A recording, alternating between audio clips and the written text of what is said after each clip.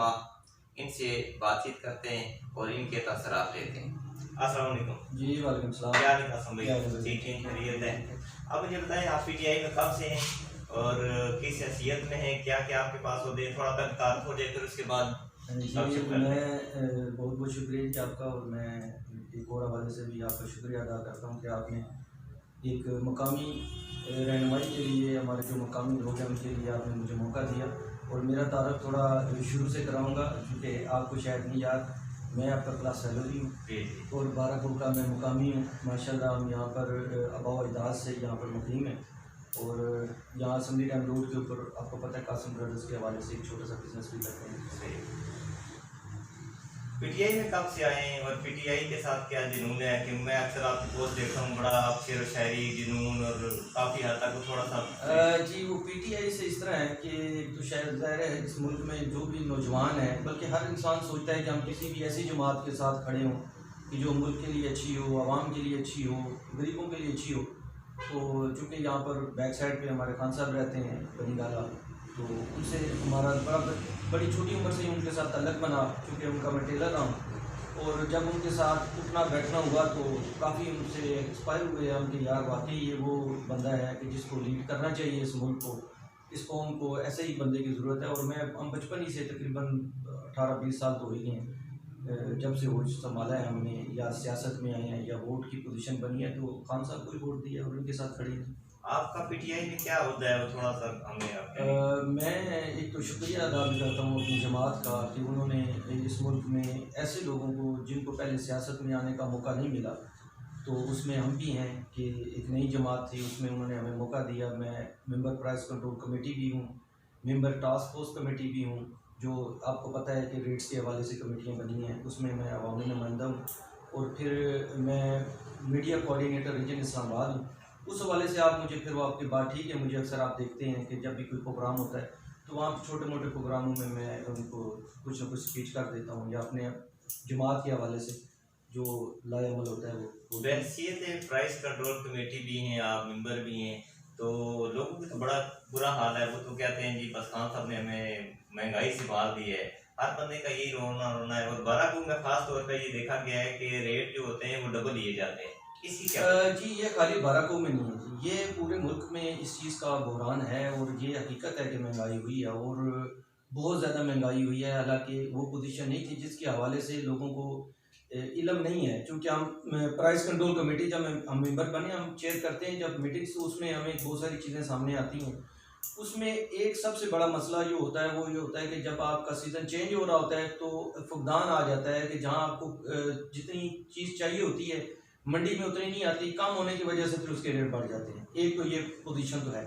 दूसरा, हमारे यहाँ जो खान साहब कहते रहे हैं उसके ऊपर मैं आपका 1 मिनट लूँगा, वो बाकी हकीकत है कि इस मुल्क में जो नीचे से लेकर ऊपर तक जो इदारे थे वहाँ पर मुख्तलिफ जमातों के जो पसंदीदा लोग होते हैं उनको वो इलेक्ट करते हैं, वहाँ सेलेक्ट करते हैं, और उनका मकसद यही होता है कि कोई भी हुकूमत है उसको प्रेशराइज करने के लिए।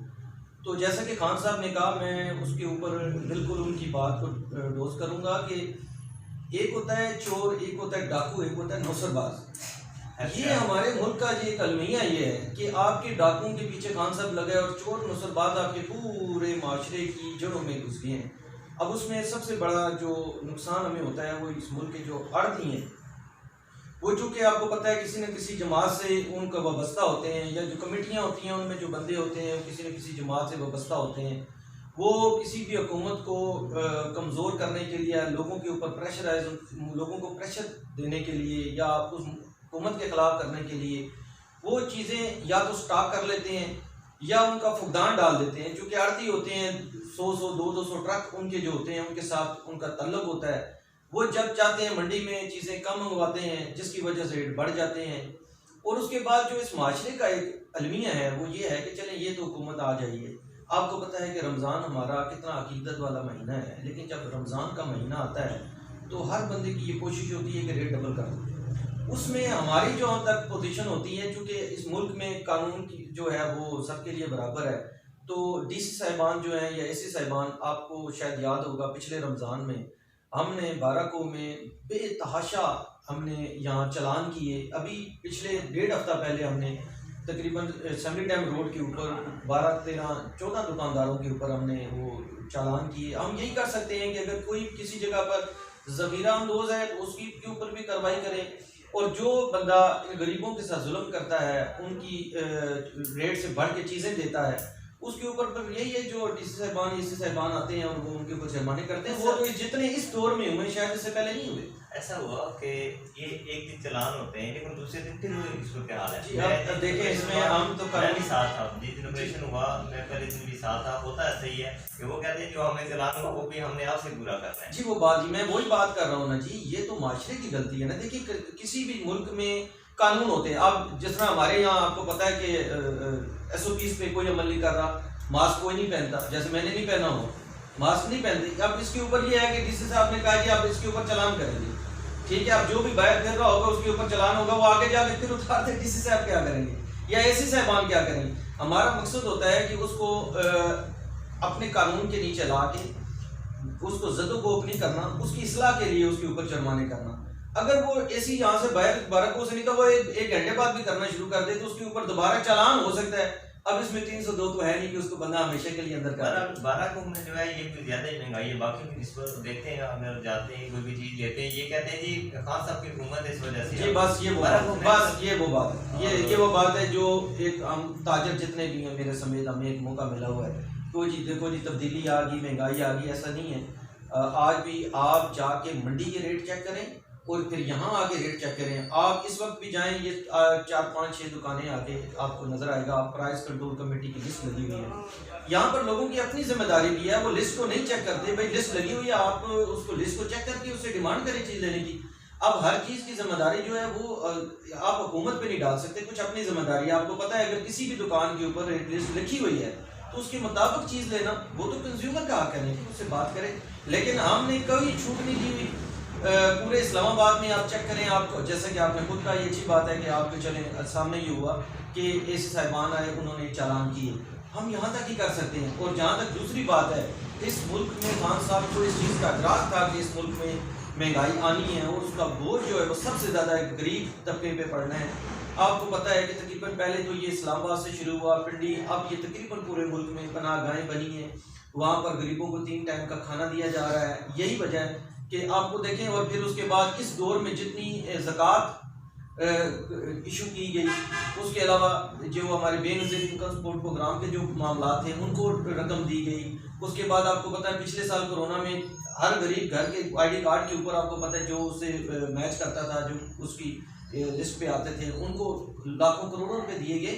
हमें इस चीज़ का इदराक है कि इस मुल्क में गरीब जो है वो बड़ा मजबूर है, इस वक्त मुश्किल में है। इंशाल्लाह हुकूमत से जो हो सका है वो ज़रूर करेंगे और मज़ीद भी करेंगे। हम इसके ऊपर नज़र रखे हुए। कुलगाम में तरक्याती कामों की क्या पोजीशन है? मैंने तो सुना है कि पीटीआई वाले अपने काम करवा रहे हैं और नून वाले को नज़रअंदाज कर रहे हैं। जी ये बात आपकी ठीक है, लेकिन सवाल जो आपने किया वो ठीक है, लेकिन ये बात गलत होती है कि PTI वाले, आप यहाँ पर पूरी UC6 बोबड़ी से लेके नीचे हमारा जो आखिरी पॉइंट आता है ये संजालियाँ तक, जो हमारा जो लोकल एरिया है, उसकी अगर आप बात करें तो ये इस वक्त आपको PTI का वर्कर ही ये गिला करता नज़र आएगा कि हमारे काम नहीं हो रहे। और ये हकीकत है कि काम हुए हैं और बेतहाशा हुए। अभी 1.5 हफ्ता पहले 27 करोड़ रुपया सिर्फ गैस की मद में दिया गया। उसके बाद जो हमारे पानी के मंसूबे हैं, आपको पता है कि समरी डैम, जब से समरी डैम रोड बना हुआ है और यहाँ पर समरी डैम का पानी गुजर रहा था और इसके ऊपर मकामी आबादी का कोई हक नहीं था। इक्का दुक्का कोई कनेक्शन लगे हुए थे, किसी जगह चोरी के लगे हुए थे। और ऑफिशियली तौर पे इस दफ़ा UC6 के लिए हमने 3-4 कनेक्शन लिए हुए हैं और खाली कनेक्शन नहीं लिए गए और बाकायदा पाइपिंग हो चुकी है। तकरीबन 80 से 90 लाख रुपए के पाइप, वो जो आपको पता है प्रिंस रोड के ऊपर भी डले हैं, आगे सेरी चौक में भी डले हैं, मोड़ की तरफ भी डले हैं, सिर्फ उनका कनेक्शन बाकी है। ये भी हमारी हुकूमत की कारकर्दगी है। उसके बाद अगर आप जाएँ, सैकड़ों किलोमीटर सड़कें गलियाँ जो पुख्ता हुई हैं। आप बोबड़ी में जाएं, तरक्याती काम, रिकॉर्ड तरक्याती काम हुए। आप शाहपुर में आए, रिकॉर्ड तरक्याती काम हुए। अभी 18 लाख रुपया हमारे जो हमारा ये जो शाहपुर का जो हमारा एरिया है, यहाँ पर सिर्फ सीवरेज के ऊपर लगा। इस हमारे खाली शाहपुर में 12-13 बड़ी गलियाँ वो बनी। मल्ला चौधरी आता है फुलग्राम में, आपको पता है वहाँ पर भी बहुत बड़ी, तकरीबन वो भी आधा किलोमीटर तक सड़क बन जाती है, वो हुई है। और बेतहाशा काम हुए हैं जो पहले शायद कभी इतने ज़्यादा नहीं हुए, क्योंकि आपको पता है हमारी हुकूमत पहली दफ़ा आई थी, पहला 1 साल तो हमें इसी में गुजर गया कि वो ज़ाहिर हुकूमत के जो अपने मामला तो स्टेबल होते हुए उनको टाइम लगा। फिर और आपको पता है कुछ काम ऐसे हैं कि जो बरसों से पड़े हुए थे, उनके ऊपर फंड की कमी थी, वो भी हमारी हुकूमत ने दी, और बेतहाशा काम हुए हैं। आप बेशक किसी दिन मेरे साथ चलें, मैं आपको विजिट कराऊँ, और आप थक जाएंगे एक दिन में इतना काम देख देख कर। सही।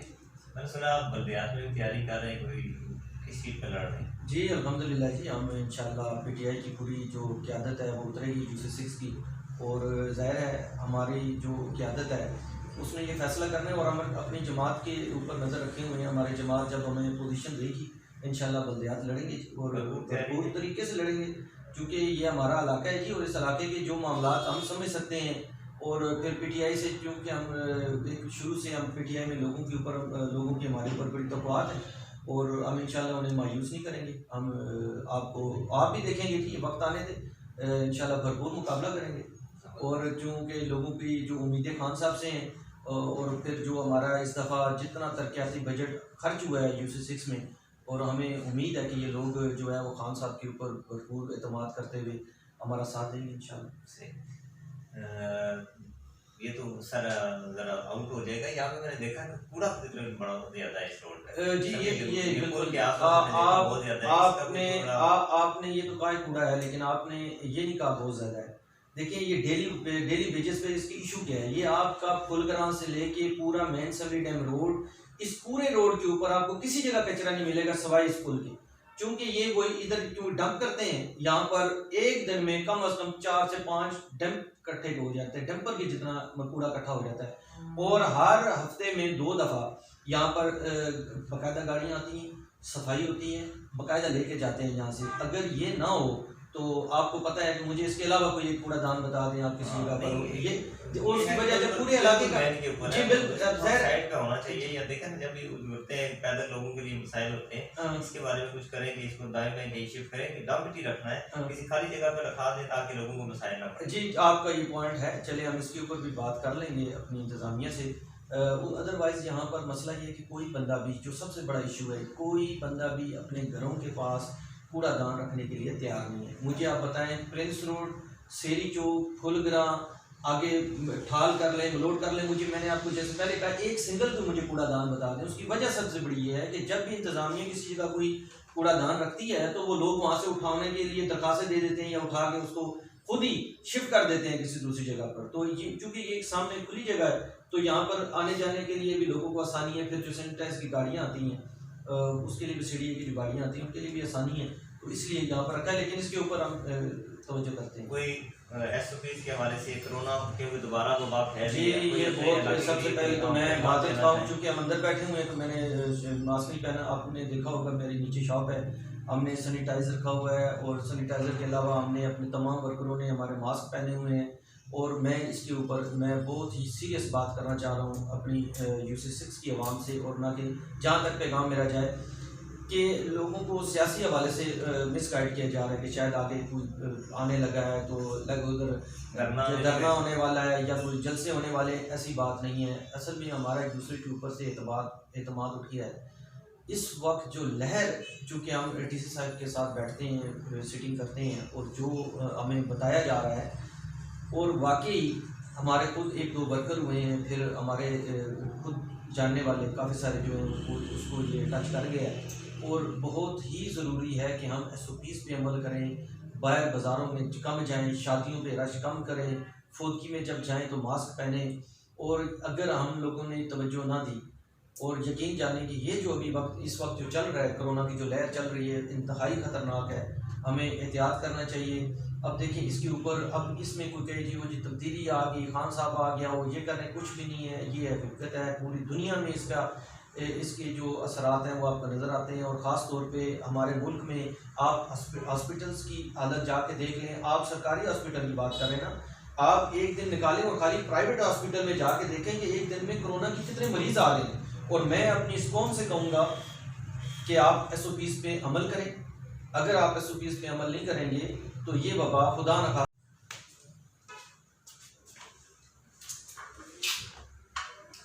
कसम में मैं आपकी अक्सर शायरी सुनता रहता हूँ, तो कोई आज शेर ही सुना दे कोई अच्छा सा। ये शेर नहीं, मैं आपको एक छोटी सी एक नज़म है वो सुनाता हूँ, उसी हवाले से, एक तो कोरोना के हवाले से, पूरी दुनिया के जो हालात हैं उसके हवाले से।